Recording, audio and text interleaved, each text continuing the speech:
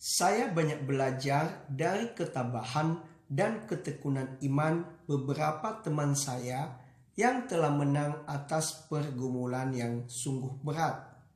Kemenangan yang saya maksud tidak mendefinisikan terbebasnya mereka dari kesulitan dalam pengertian hurufiah, melainkan semata keteguhan iman percaya mereka kepada Allah selama menjalani penderitaan itu. Seorang di antara mereka adalah saudari Vivi Wahyudi. Selama berjuang memerangi sel-sel kanker yang menggerogoti organ kandungannya, saudari Vivi tidak pernah mempertanyakan penyertaan Allah, apalagi mempersalahkan Allah. Di dalam ketaatannya, kesulitan itu telah berubah menjadi ucapan syukur dan telah membawa saudari Vivi kepada kemenangan iman dan pengenalan yang semakin mendalam akan Allah. Semua dijalaninya dengan setia demi kemuliaan Allah.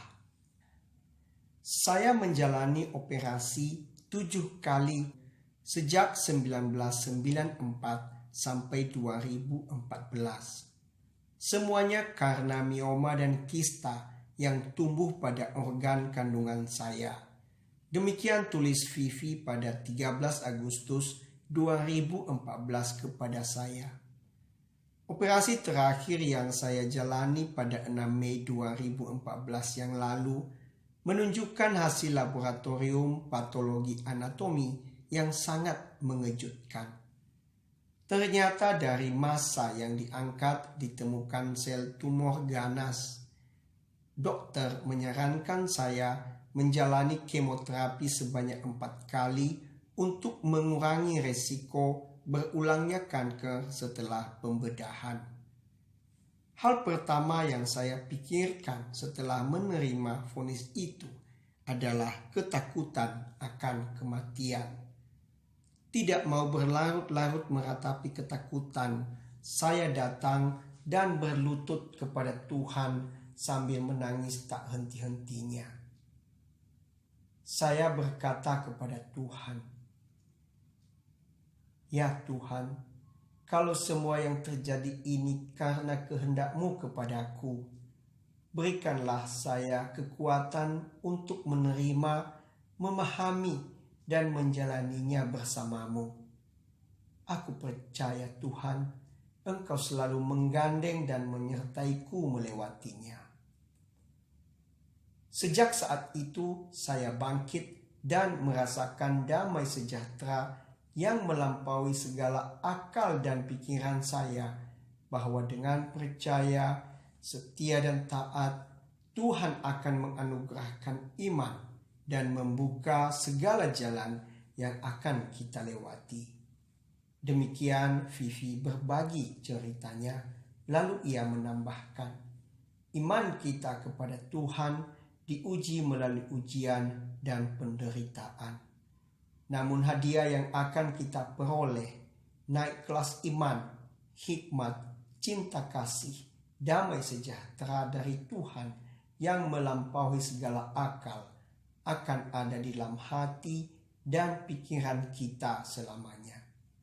Berbahagialah kita yang diberikan kesempatan untuk menjalani penderitaan dengan selalu datang menghampiri tahtanya, karena kita akan memperoleh penyertaan dan kekuatan Tuhan untuk melewatinya.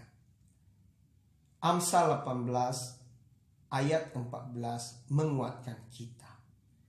Orang yang bersemangat dapat menanggung penderitaannya.